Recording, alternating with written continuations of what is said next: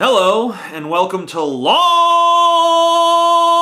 Video Sunday, where I eschew all of the neat little editing techniques that make me not look like such a dumbass, and I just sit here and go, oh, fuck, what was I trying to say again? So, just bear with it. You're gonna have to fucking deal with it. All of the little flaws and foibles and mistakes, they're all gonna be left in for you to scrutinize. So forgive me. Forgive me my imperfection as a specimen of the human race.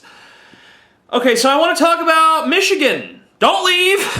Don't fucking leave. I mean, I know that doesn't sound very interesting, but believe it or not, there are some interesting goings-on in the fine state of Michigan. I have a little cheat sheet here.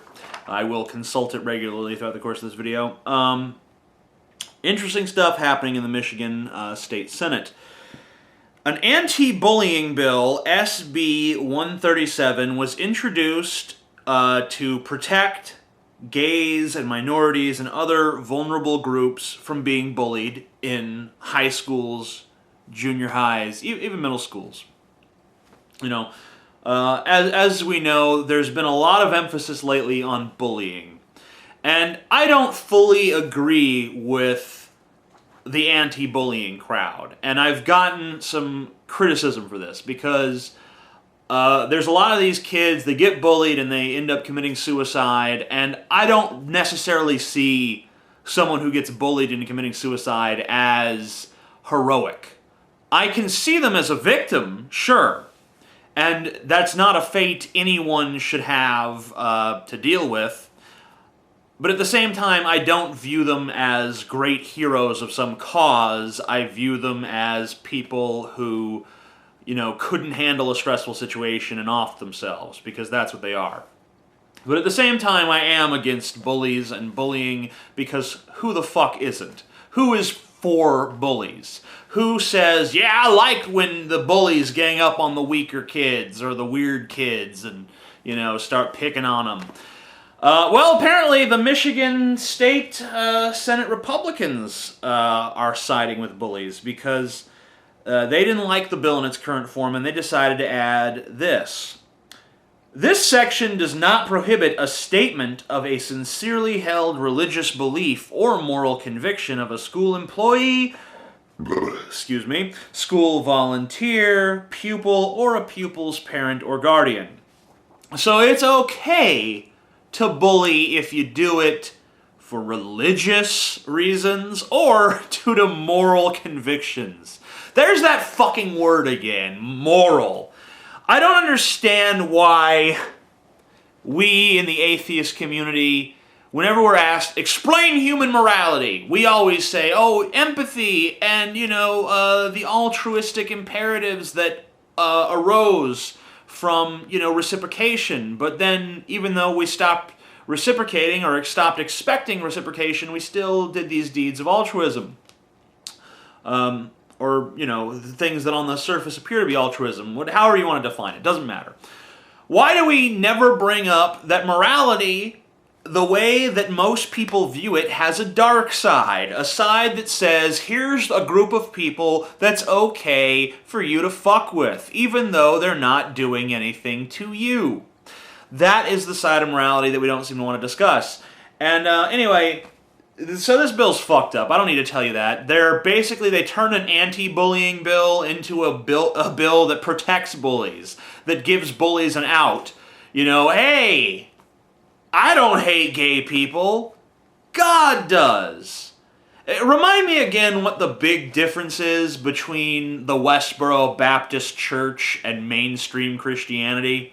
Can someone give me a refresher on that? Because, yeah, I don't know. Why does Sean Hannity hate the Phelps? It doesn't make any sense to me. It seems like he should be siding with them because they're basically saying the same thing. Just because they use slightly more offensive terms doesn't mean that they're worse. I mean, it's the same thing. Who's really worse? I ask you, the Westboro Baptist Church because they hold a sign that says God hates fags?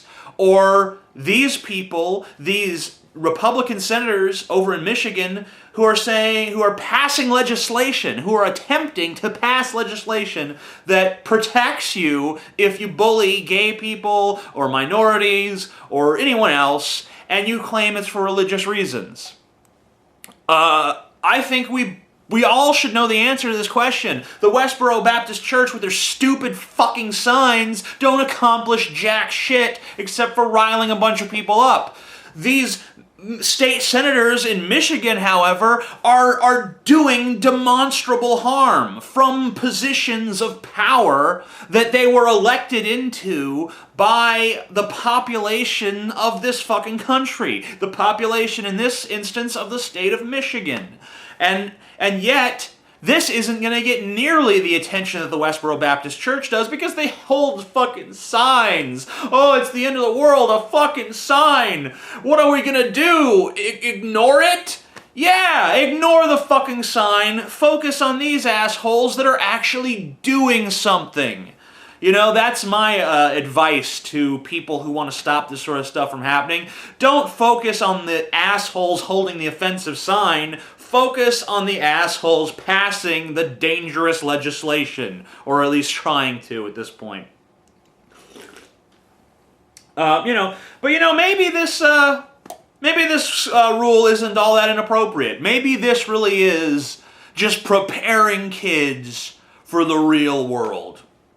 Because I want to read to you some statements by our good friend, the late and not so great Jerry Falwell. This is what he said about 9/11. I know that I'll hear from them for this, but throwing God out successfully with the help of the federal court system, throwing God out of the public square, out of the schools, the abortionists have got to bear some burden for this, because God will not be mocked. And when we destroy 40 million little innocent babies, we make God mad. I really believe that the pagans and the abortionists and the feminists and the gays and the lesbians who are actively trying to make an alternative lifestyle, the ACLU, People for the American Way, all of them who have tried to secularize America, I point the finger in their face and I say, you helped this happen. You helped this happen.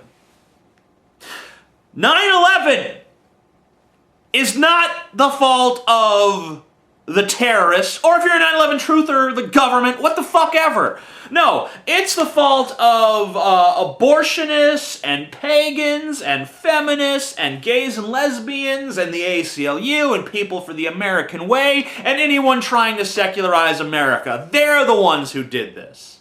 It's secularists, not religious extremists, flying planes into buildings. It's secularists trying to get equal rights for all people here and now in America. It's civil liberties that are the problem, is what Jerry Falwell is saying. And I ask you, my audience, who else but a religious demagogue could say this and get away with it? Who else could say it?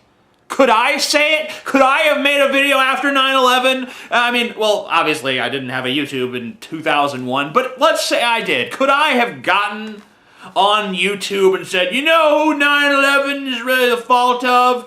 It's the fault of all the groups I don't like. The Christians and the NRA, they're responsible, and women who draw on their eyebrows, they're responsible, and Republicans, they're really responsible. Big corporations are responsible.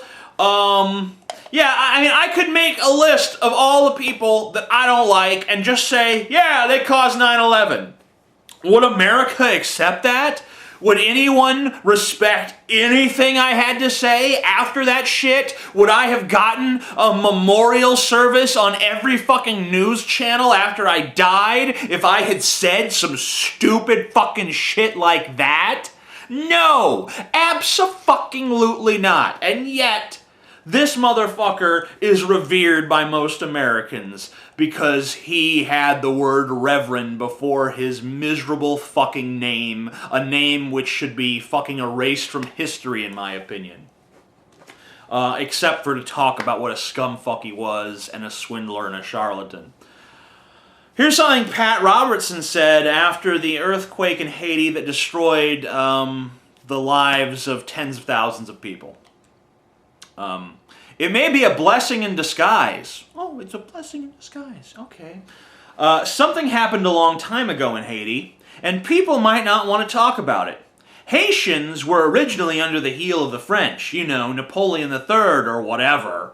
And they got together and swore a pact to the devil. They said, "We will serve you if you will get us free from the French." True story.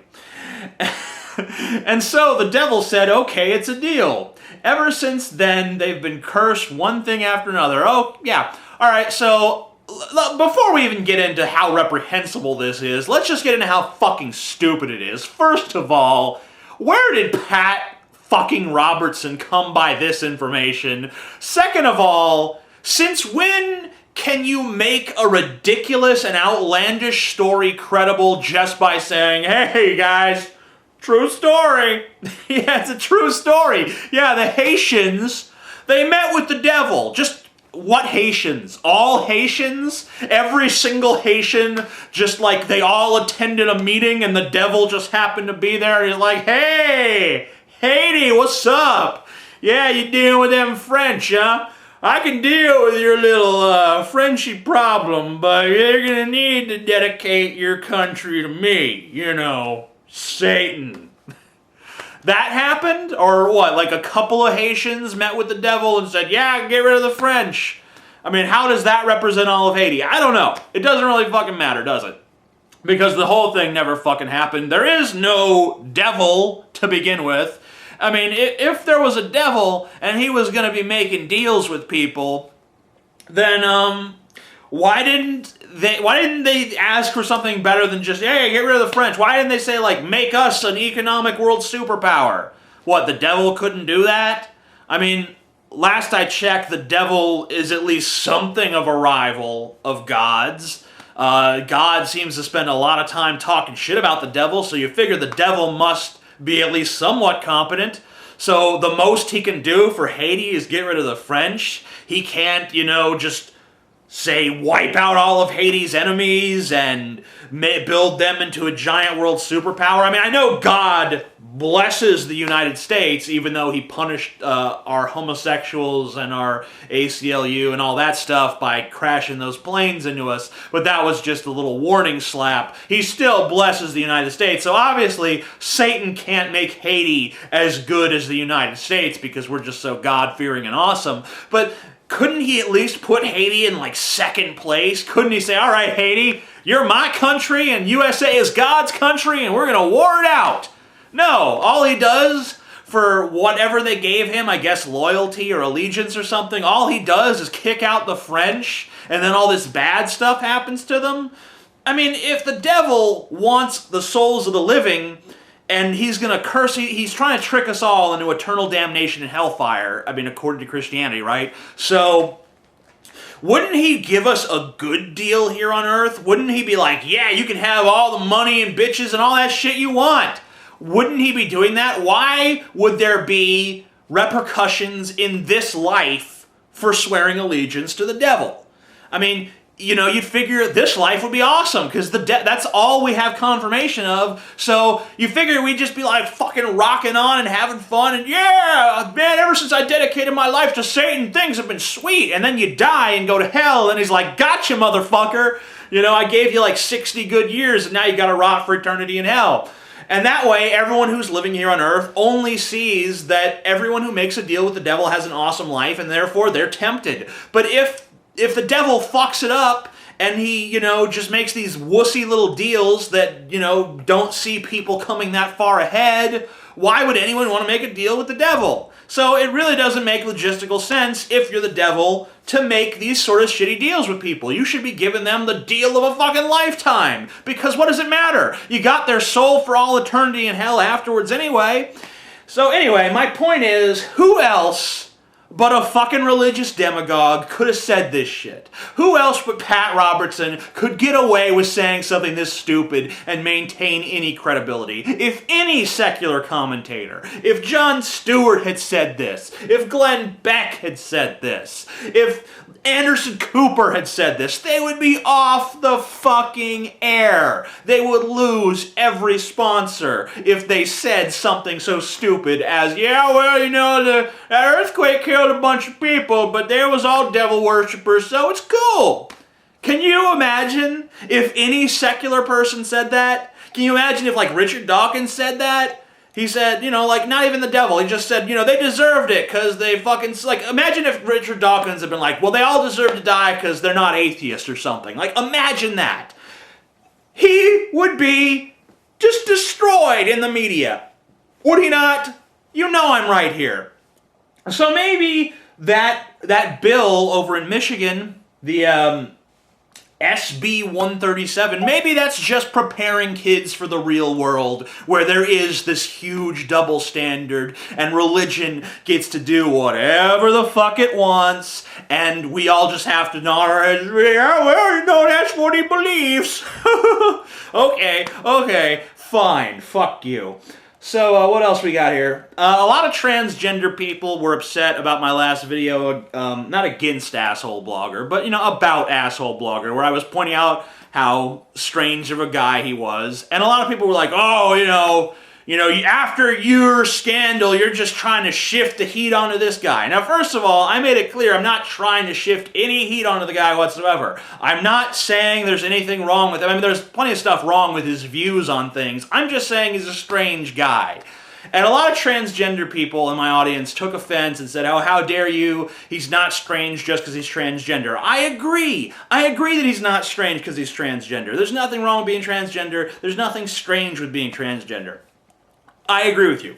But to be a transgender, redneck, Ron Paul supporter who doesn't actually support Ron Paul's actual beliefs and collect Nazi memorabilia, yet you hate Hitler, and you hate your wife, and you blog about how much you hate your wife, and you vlog about how much you hate your wife, and there's just all these really disparate things, these things that don't make sense, these total contradictions, these huge cognitive dissonances. That's all I was pointing out. I'm just pointing out that it's strange that a transgender person who has obviously suffered at the hands of the right-wing theocrats is taking their side on a lot of issues and propagating their beliefs on a lot of things. That's all I was saying or commenting on. Nothing against transgender people. I love the fucking transgender community. I support all the LGBTQZMLTs, all those letters. I support it all. The fucking movement's awesome. I'm all for it, and I have nothing against you guys, gals, gals, gal guys. It's all fucking cool. No offense intended. I was just pointing out that this particular guy, it's very strange that he of all people, or she of all people, whatever, is transgender. That's all I was saying. Please do not take it the wrong way. I'm sorry if you did. I didn't intend it that way. I wanted to ask this question too. I wanted to ask, and this kind of goes back to the Bananagate thing, and I know a lot of people are kind of sick of hearing about it, so I won't take up too much time. Maybe I will. I don't know. Who cares? I noticed that when I first, I thought there was going to be a larger segment of people who were going to be like, you know, I condemn you and blah, blah, blah, and I don't respect you anymore. And there was a couple of people like that, and, you know, whatever, more power to them. They don't respect me. I don't give a fuck. And then there was a lot of people like, you know, this changes nothing. This doesn't mean anything. I still view you the same as I ever did, and da-da-da-da-da. And at first I'm like, yeah, I appreciate that. That is the rational point of view. But then the more I get to thinking about it, the more I just ask myself, is that really the rational point of view? Is it really the enlightened point of view to just go, la la la, never happened, didn't see that, didn't hear about it, don't care?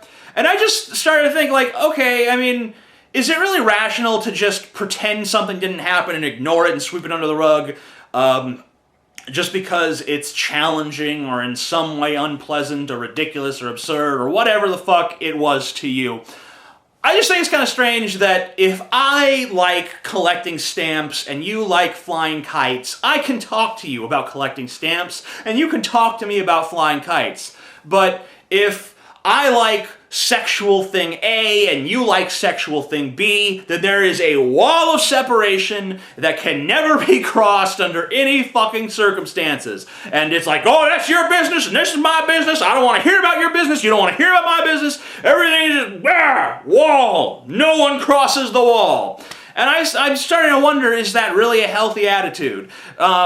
Is it really healthy, or should there be more of an open discussion around that? Are we becoming, are we really free from the prudish constraints imposed upon us by the Abrahamic religions? Or are we, still repressed when it comes to sexual matters? Are we still just like, okay, I am this creature and you're that creature, and, there's no middle ground here. There's no intersecting place on the Venn diagram where we can both talk about this like mature adults. I just am not quite sure that ignoring it or pretending it didn't happen or just wanting things to go back to normal really is the healthy thing to do. I think maybe discussion is warranted. I appreciate what people are trying to do when they say, hey, what you do is your business. But maybe it shouldn't be. Maybe it shouldn't just be my business. I mean, if I want it to just be my business, that's a whole other matter. But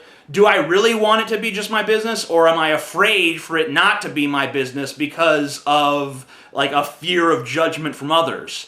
If I was living in a world where people could be open about anything and everything that they do and feel sexually, would I have been ashamed to share that? Would I have been ashamed to tell people, about my desires and what I want and what I do and all that? Or is it something that legitimately I would have wanted to keep private regardless? I don't really know the answer to that, but I think that as long as we live in a society where there is this tremendous pressure to keep your own sexual, interest to yourself, unless they're extremely conventional, then we're never going to know the answer to that question.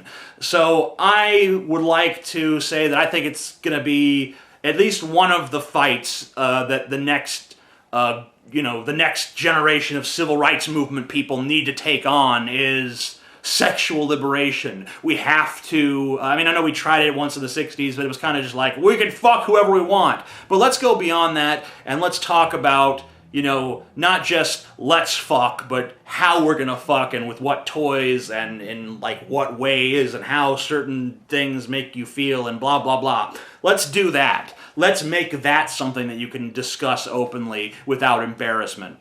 Because I think that would be healthy and helpful.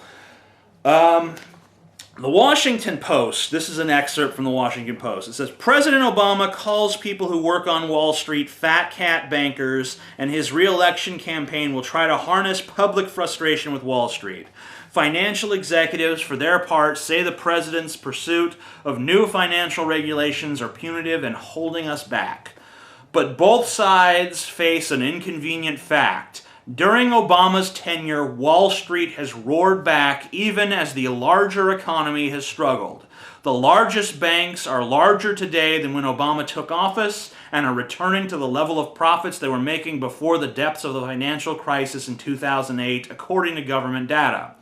Wall Street firms, either independent companies or the high-flying trading arms of banks, are doing even better. They've made more profit in the first 2.5 years of the Obama administration than they did during the entire Bush administration, industry data shows. So that raises two questions in my mind. And the first question is kind of irrelevant.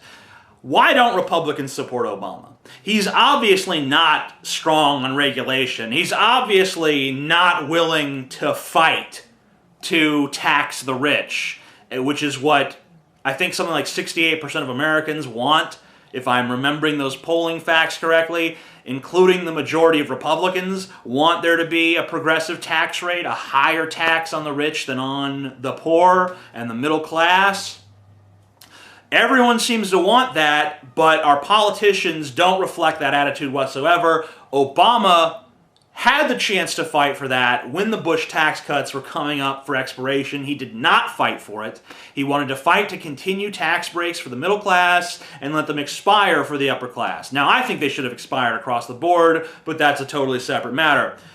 So my question is, why don't Republicans support him? He is probably the ultimate Republican. He is the continuation of Bush's policies, but with a young, fresh black face and a silver-tongue oratory. What is not to like, Republicans? This is your fucking guy. I mean, there's not much for the Democrats to be proud of, that's for sure. The second question, and the more important question, is how can liberals support Obama when he obviously doesn't reflect their values? The Wall Street should not be flourishing. Let me rephrase that. Wall Street should not be flourishing when nowhere else is. The economic recovery has not yet touched small businesses. It has not yet touched the unemployment numbers. It has not yet touched the lives of average working Americans or average non-working Americans. And yet, Wall Street is having a heyday. The financial institutions of Wall Street are doing better than they were under Bush. And yet, we're still supporting this guy. A lot of us are still saying, yay, Obama, woo! I mean, I admit, I was swindled by Obama. He tricked me. I didn't even expect a great revolutionary leader, though. I didn't really buy into the change you could believe in and all that shit. All I expected of Obama was him to be Clinton. That's all I wanted, was just be fucking Clinton. Just be a moderate conservative, like Bill Clinton was, instead of a far-right conservative. That's all I fucking expected of Obama, and he let me down, because he is a far-right conservative. And all that his presidency has done is enabled the GOP to basically become the fascist party. They're not even far-right conservatives anymore. They're so far to the right, you can't even fucking see them. They're just little specks in the distance to the right. They're fucking insane now. I mean, like, remember when George W. Bush was the pinnacle of right-wing fucking craziness? I mean, I see those, like, miss me stickers on people's car now, and I'm like, yeah, I kind of fucking do miss you, George W. Bush. Now that we've got fucking Michelle Bachmann and Rick Perry and Herman Cain, I kind of do miss old GW. Because at least he wasn't completely insane. I mean, there were like some things he did that weren't completely heinous. You can't say that about Herman Cain. Everything Herman Cain wants to do is just pure, concentrated fucking evil. It's like, I want to raise taxes on 84% of Americans and lower taxes substantially on the richest 1%. Yay? This is something that, like, a big majority of people are going to support? What? I'm sorry, but fuck you. That's retarded. And everyone should realize it's retarded. Anyway, let's see what else we got here. Alright, this is another Occupy Wall Street story. Dozens of photocopied McDonald's job applications were reportedly thrown from the Chicago Board of Trade building onto an Occupy Chicago protest. So basically, some bigwig rich fuck in the Chicago Board of Trade saw the protesters like, here's your fucking McDonald's applications, peasants! Go learn to make cheeseburgers! You know, that way the lower class can feed the lower middle class, and I will laugh and chortle with glee as I eat my filet mignon, my Kobe beef filet mignon, you know, at a 4-star restaurant that you would need to make reservations at 3 months in advance, and it's, you know, $600 a plate or some fucking such nonsense, with a 500 bottle, you know, $600 or $700 dollar bottle of Dom Perignon on the fucking side. Yeah, so this guy does this, and my only question is there not a fucking law against littering anymore? Is there not a fucking law against littering? Like, if if you were like a hippie protester and you were on top of a Wall Street building and you dumped a bunch of fucking like, I don't know, like you dumped a bunch of unemployment applications on the fucking Wall Street people's heads, like, you know, insinuating that they should be the ones out of a job or something. Like, don't you think the police, if they couldn't get you for anything else, would get you for fucking littering? I mean, aren't a bunch of the Wall Street protest movements being threatened because, you know, the cities are claiming, hey, your camps aren't clean. You guys, you know, you need to evacuate so we can clean the streets because you guys are, you know, violating, you know, the anti-littering policies of the city, and you're not maintaining the cleanliness. And yet it's okay for a fucking fat cat Wall Street executive to dump a bunch of fucking useless pieces of paper onto this crowd of people. The police don't go upstairs to check and see who the fuck did this or why. They don't charge that motherfucker with littering. They don't write him a ticket for, you know, $200 for littering at least. That doesn't happen. You know, why the fuck not?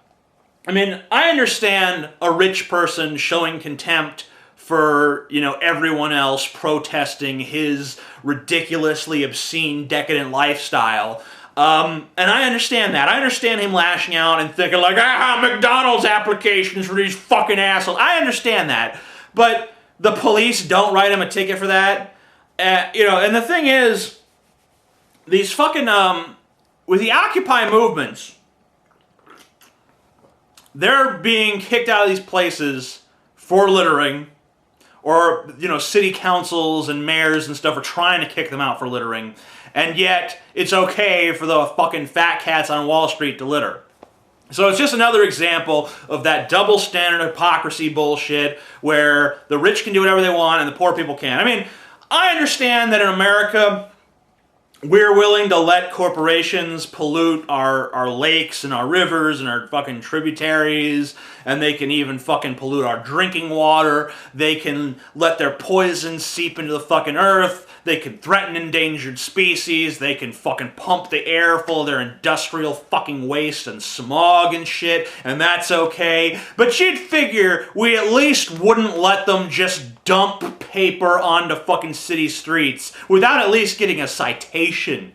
But no, even that is permissible. So, I mean, like, what do these people have to do to get in trouble? Like, if like a bunch of Wall Street executives just went down on the street with like brass knuckles and started punching protesters in the face, would that get them in trouble? If they just started like, you know, shooting skeet, you know, just boom, boom, boom, and using protesters' heads instead of little flying discs, would that get them in trouble? I mean, maybe Wall Street should just start dumping hot tar and feathers onto the protesters, because it doesn't look like the police are going to fucking do anything. So, I guess that's Long Video Sunday. I hope you enjoyed it. Peace the fuck out.